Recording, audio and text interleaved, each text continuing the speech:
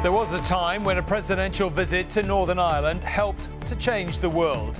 Joe Biden, who has just landed in Belfast, is a more controversial figure in the province, it's true, than Bill Clinton was in the 90s. But can he still help get its politics moving again? What's your top priority on this trip, sir? Make sure the Irish Accords and the Windsor Agreement stay in place to keep the peace. That's the main thing. And it looks like we're going to keep your fingers crossed. Now, one might argue Northern Ireland is at a turning point. So does this visit represent an opportunity? Carl will assess for us tonight. Also on News at 10. At the bottom of the class, worse even than Russia, the IMF has more gloomy predictions for our economic performance. Junior doctors stage their longest strike over low pay and poor conditions as patients face delayed treatments. It feels like somebody's holding a gun to me head, and it's pay up or else. The head of the CBI is sacked over sexual harassment allegations. After Chinese war games over Taiwan, the US prepares joint military exercises in the Philippines. Debbie is there. These waters have been labelled one of the most dangerous in the world. And the volcanic fallout in the Russian Far East that looks eerily like a winter wonderland.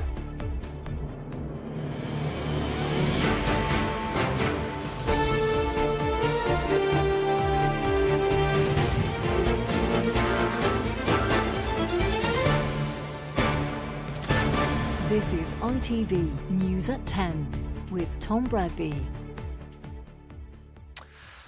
Good evening. A quarter of a century ago, America helped seal the deal, the Good Friday Agreement, which has brought barely interrupted peace to Northern Ireland. It is easy to forget it seemed something of a miracle at the time, given what had gone before. 3/4 of an hour ago, Joe Biden touched down in Belfast, carrying with him that touchstone commitment of previous American presidents to help keep that peace. He was met on a blustery Belfast evening by Rishi Sunak, who is hoping the president's arrival will persuade Northern Ireland's politicians to reconvene the Stormont Assembly. President Biden's is very much, though, a flying visit. After a speech tomorrow, he's off again, heading south to the Irish Republic in pursuit of his Irish roots. And with his hint of wanting a second term in the White House, the Irish-American vote in next year's presidential election. Stepping off Air Force One at a wet and windy Belfast International Airport a short time ago, President Joe Biden was welcomed to Northern Ireland by the Prime Minister. Just behind the President, Joe Kennedy, his special envoy to Northern Ireland for economic affairs. This trip is also about business. But before leaving Washington this afternoon, President Biden had emphasised the political purpose of his visit. What's your top priority on this trip, sir? Make sure the Irish Accords and the Windsor Agreement stay in place to keep the peace. That's the main thing. And it looks like we're going to keep your fingers crossed. It will take more than crossed fingers to get politics working again in Northern Ireland, and this president, who wears his Irish heart on his sleeve, is not seen as a persuasive force by the Democratic Unionists who are boycotting Stormont. Unfortunately, he does have an Irish-American track record, which is very green. He has come out with some comments in the past that haven't exactly enamoured himself to the unionist community, but let's see what he says when he is here. As I say, the holder of the most prestigious post in the world is something that most countries would like to see visit their countries. But his Northern Irish trip will not be long. Tomorrow morning, President Biden and the Prime Minister will hold formal bilateral talks before the President's single public engagement here, a speech at the University of Ulster. He will then travel to the Republic of Ireland, where he'll address a joint session of the Irish Parliament and make trips to his ancestral homes over the course of the rest of the week. So there may not be the opportunity here for the kind of rock star welcomes Bill Clinton enjoyed, but that the visit is happening at all is a reminder of the part successive presidents have played in cementing peace here and promoting prosperity. The United States administration is encouraging companies to invest in Northern Ireland. It's the only place in the world that the United States is encouraging companies to invest other than the United States. And that could have a significant dividend. Northern Ireland has a unique status, after all, being within the UK single market and also within the European single market under the Windsor framework. As yesterday's trouble in Londonderry showed, Northern Ireland is not yet a place entirely at peace. And today the police discovered 4 pipe bombs nearby, apparently confirming intelligence that a more serious attack had been intended. But since the 1998 agreement, which President Biden is coming to celebrate, it is a place changed, and changed utterly, from that which came before. Carl, you mentioned the big impact previous presidents have had. Of course, Bill Clinton's visit in the I guess it was the mid-90s, 95, was so crucial, really, because the IRA obviously didn't trust the British government, and that helped keep them inching forward. But what can we expect from Joe Biden tomorrow in the current political stalemate? Well, Joe Biden, who, Tom, just in the last few seconds actually has arrived here in central Belfast with his motorcade that you can see behind me. Joe Biden arrives as a very different president into a very different situation. He is not particularly trusted by unionism as an honest broker in any way. I mean, President Clinton wasn't really in his day either. He was seen as helping Gerry Adams to get a visa to the United States, things that actually annoyed the British government, let alone unionists at the time. But what the problem is now is the Democratic Unionist Party not wanting to go back into Stormont because they don't agree with the Windsor framework, which Joe Biden did mention, to the delight, I have to say, of Downing Street sources I've spoken to. He mentioned that as he left Washington. But he is not the man who is going to persuade the Democratic Unionists to go back in. He may have economic news. He may bring investment, as you heard Dan Mulhall in my report suggesting he might. But although he mentioned politics, I don't think politics is going to be the major feature of his visit here over the next just under 24 hours. OK, Carl, we'll pick it up tomorrow. But for now, thank you very much indeed. Now, the state of the UK economy was given a distinctly mixed review by international economists today. The verdict, making progress, but still bottom of the class of the big 7 countries. The International Monetary Fund, which has been wrong before, to be fair, has upgraded its forecast for the UK. This year's contraction will be smaller than its past predictions, and next year's growth will be bigger. But that's not saying an awful lot, since growth, it says, will be the sum total of 1%. Today, the International Monetary Fund said the world was gradually recovering from the pain of the pandemic and Russia's war in Ukraine. But they said the situation remained fragile. We're entering a tricky phase during which economic growth remains low by historical standards, financial risks have increased, yet inflation has not decisively turned the corner. And there was an even starker warning for the UK, predicted to be one of the worst performing major economies in the world this year, bottom of the G20 that includes sanctions-hit Russia. So why is the UK behind? A higher dependence on imported energy with a high share of gas, a tight labour market, and so there's been a need for a fairly aggressive tightening of monetary policy.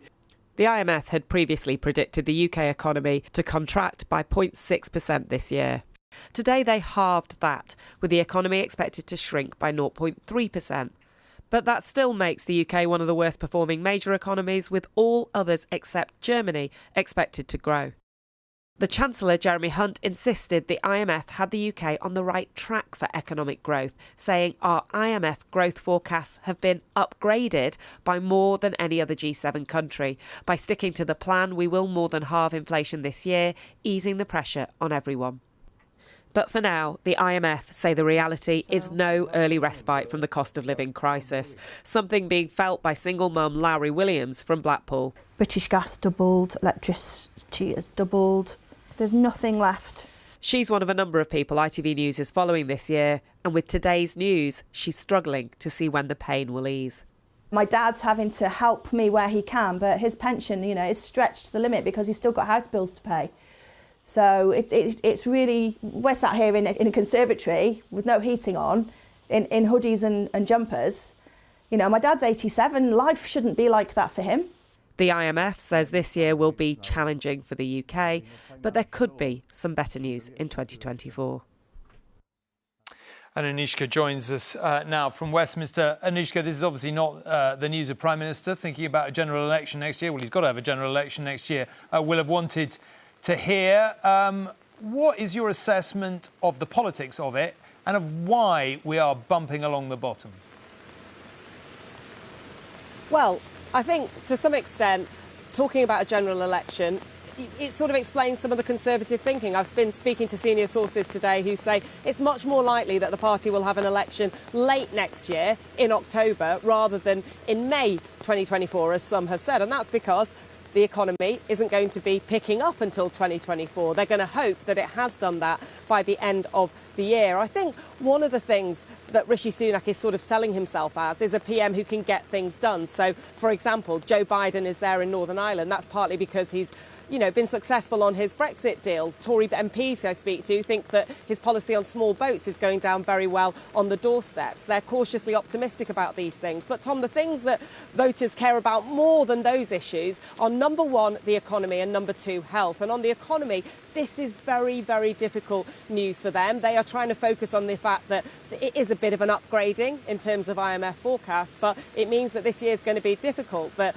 living standards are going to be squeezed. And when you're going to an election with that background, it's very, very hard to get out of it. Rishi Sunak hoping that will change next year. And just on health, that other point I wanted to make, I know you're about to talk about doctors' strikes. It's really important to stress the importance of all of that for this government, because if they cannot bring backlogs down, then that's going to be electorally very difficult for the Prime Minister as well. And that's why these are two big things he needs to get a grip on. OK, Anishka, thank you very much indeed. And yes, speaking of health, day one of the biggest junior doctors' strike there's ever been in England has left thousands of patients facing even longer waits for scheduled appointments and operations. Emergencies are covered and will be until the strike ends on Saturday morning. The two sides, union and government, seem as far apart as ever, though, over the doctors' pay demands. They took an oath to do no harm.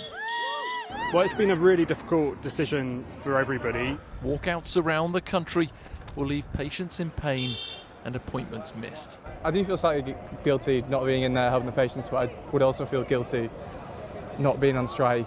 These doctors believe the worst disruption in the health service's history is a price worth paying. Not able to look after one patient properly, then how are we going to be able to look after the whole NHS? We're doing this to save the NHS, actually. The four-day walkout will run until 7 a.m. on Saturday morning. It's thought more than 250,000 appointments and operations could be cancelled as a result. Doctors' Union, the BMA, wants salaries to increase by 35% to make up for 15 years of below-inflation pay rises.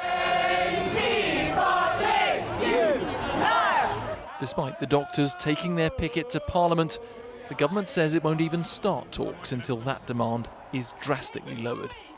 Clearly, a demand for 35%, over £20,000 for some junior doctors, is not fair or reasonable, and that is why we've not been able to make progress so far. But we want to engage constructively. All the while, talks are stalled. Thousands are left in limbo, like Nick Gladwell. It's been tough,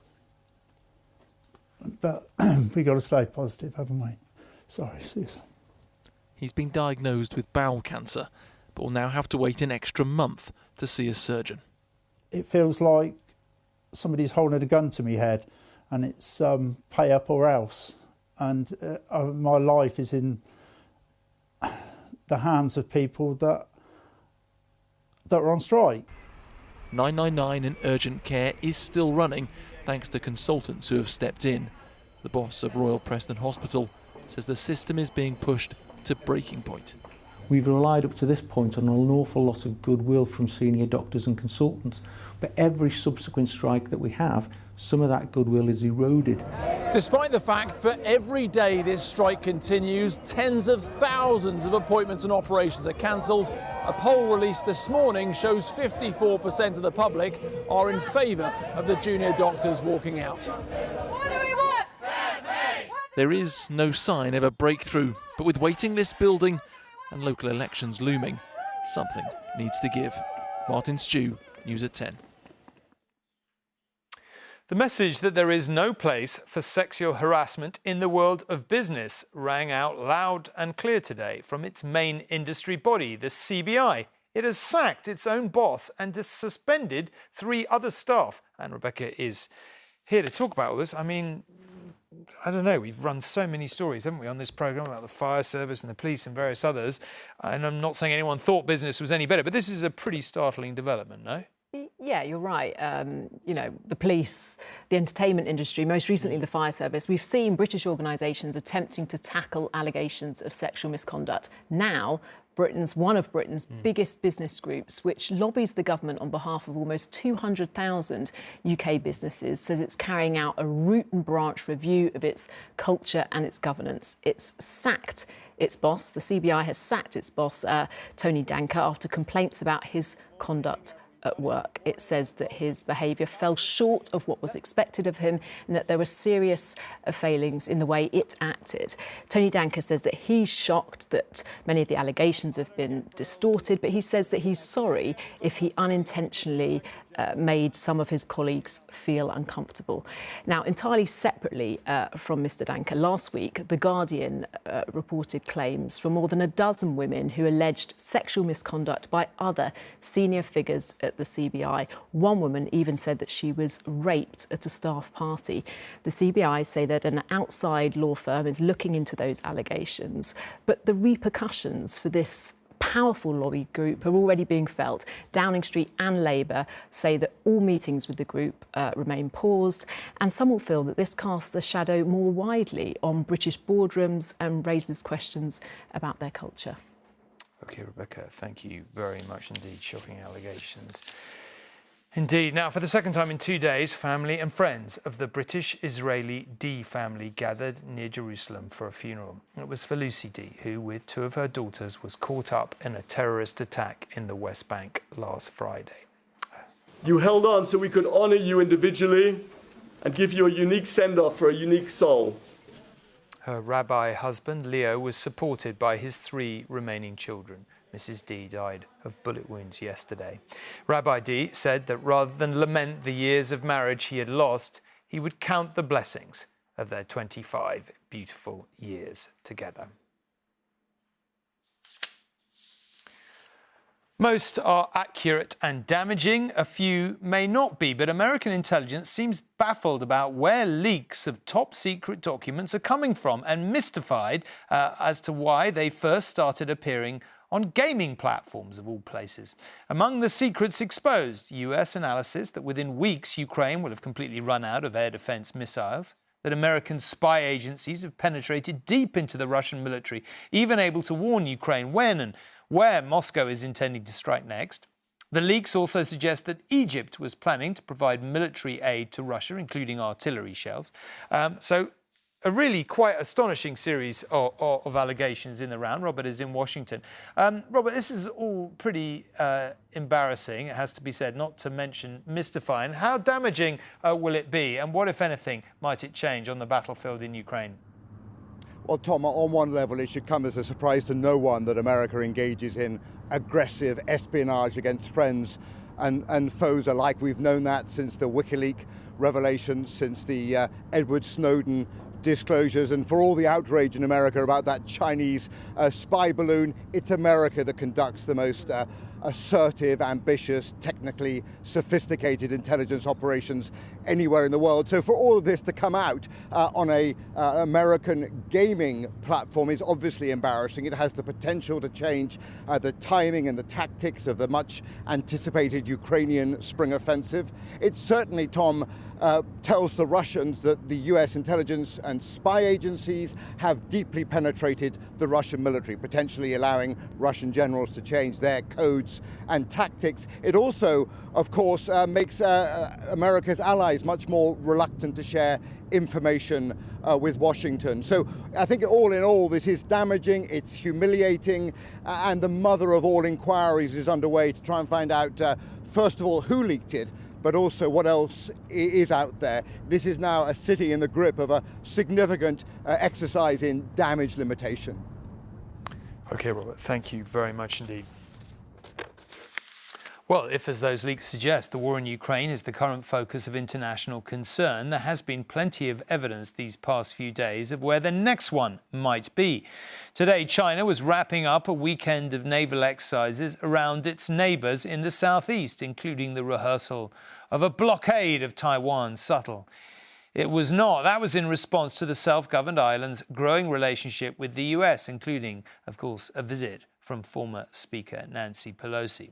Well, as China's drills ended, 12,000 American military personnel began joint combat exercises with the Philippines in the waters around the South China Sea and the Taiwan Strait. This biggest collaboration of its kind is the latest example of America's growing presence in the southeast corner of the globe, strengthening defences against Chinese forces in countries like Taiwan and Japan and Australia. China has produced a blockbuster trailer of its latest simulated attack on Taiwan. It has followed up its encirclement of the island with more live-fire drills. Long-range missile strikes were staged in theatrical fashion, but the threat is very real. And in the Philippines today, we were told the entire region has heightened its combat readiness. We joined the opening ceremony of what will be the largest war games ever conducted by US forces and their Filipino allies. The commanding general of the Philippines Army spoke exclusively to News at 10 about the potential of conflict. We are learning a lot from the conflicts happening around the world, particularly the Ukraine-Russia conflict. And so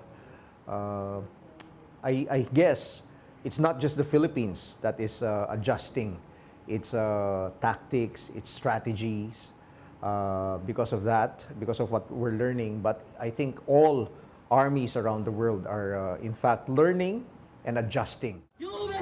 Not everyone in the Philippines is happy about deepening ties with the US.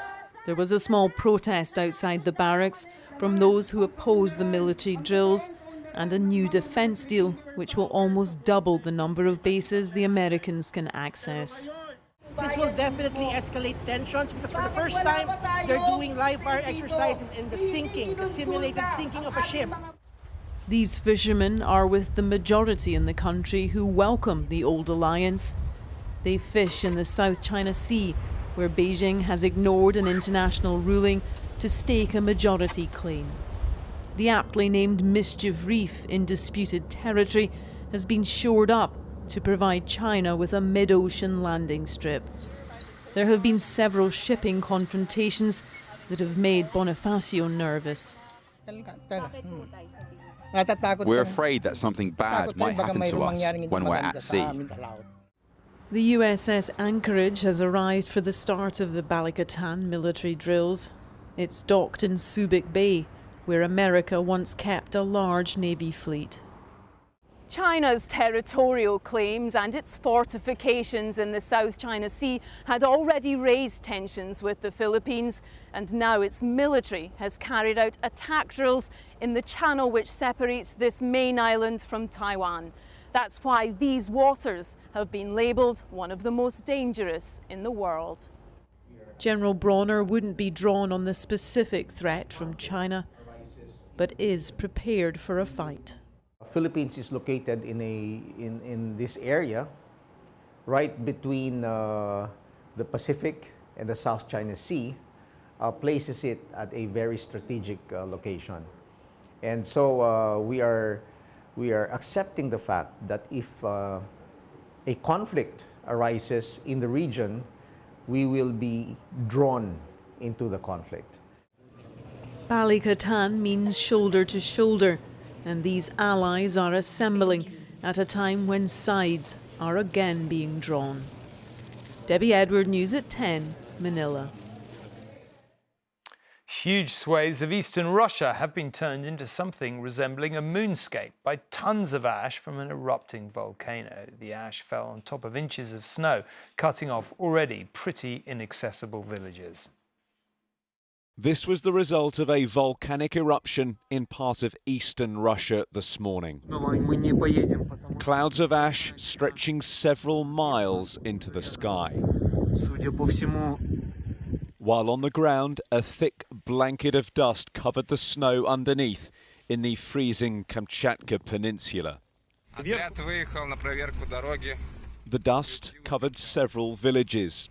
While the eruption left homes without power, schools were shut and residents advised to stay indoors.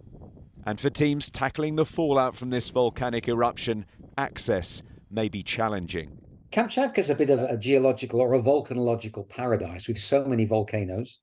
As I say, it's very remote. It's hard to get to. You can't drive to these volcanoes. You can get close. You can get to a helicopter base, which itself is a very long drive from the main airport. The scale of this is significant, with ash falling on 108,000 square kilometres of territory. Flights have been grounded and there could be further disruption. In the meantime, the clear-up operation has begun for some, while others have taken time to get familiar with their new surroundings. Mark McQuillan, News at 10. A little sport, and the Lionesses' long, unbeaten run of 30 matches under head coach Serena Wiegman has finally come to an end. England lost 2-0 in their friendly against Australia. Sam Kerr scored one and set up another to seal a famous Aussie win. England will be hoping the result was just a blip ahead of this year's World Cup, where they could once again face Australia, depending on the draw. Well, let's go back now to tonight's main story, the arrival of President Biden in Northern Ireland to set America's seal on the 25th anniversary celebrations of the Good Friday Agreement. It gave birth to a quarter of a century of relative peace and a generation that has been blessed to know little else. The trees have got taller, and so too, of course, has Margaret Gibney, since the last time we filmed her at this exact spot in West Belfast 26 years ago. Back then, 12-year-old Margaret had written to the relatively new Prime Minister Tony Blair to ask him to make peace happen in Northern Ireland. Soon afterwards, he referred to her letter during a visit to the United States. I got a letter from a little girl just a couple of days ago who just said to me, do whatever you can for peace in Northern Ireland. I've only had 1 year of peace in my life. I didn't hear anything back, and then I was called to the headmaster's office one morning in school, and I panicked because I was never really in trouble. So I went round to the headmaster's office, and he informed me that there were a room full of press from all around the world that wanted to speak to the young girl that had written a letter about peace. Do you think there can be peace in Northern Ireland? If we try hard enough, we can get it. She was right. 10 months later, the Good Friday Agreement was signed and celebrated. To help mark this as a turning point, the children born immediately afterwards became known as peace babies, the first of them being named Kerry Hope Patterson. Now aged 25, of course, Kerry lives and works near her alma mater, Trinity College, Dublin. You know, I'm very lucky to have grown up with no violence, a very different Northern Ireland. Northern Ireland's a much better place here in general, you know, like we were talking about tourism, you know, if you want to come visit Northern Ireland, it's definitely a lot safer. We do have relative peace here. But Margaret is frustrated by the impasses that have been created at Stormont by the two biggest parties, Sinn Féin and the DUP. We're held to ransom by the two main parties who continue to divide society rather than build peace. Where do you think Northern Ireland is at? Yeah, I think we're in a great place. You know, in the past 25 years, there's been a lot of progress. The communities and society is a lot more integrated. The economy is doing really well. There's been a lot of investment in infrastructure. So hopefully all that continues and we continue to have a great tourism sector, more jobs, and that society becomes more diverse and integrated in a broader meaning of the word as well. So yeah, that we can celebrate our unique past and kind of remember the tragedies, but yeah, continue to move forward. The story of two young women, one who made a wish and the other who lived it when it came true. for the most part. John Irvine, News at 10, Northern Ireland.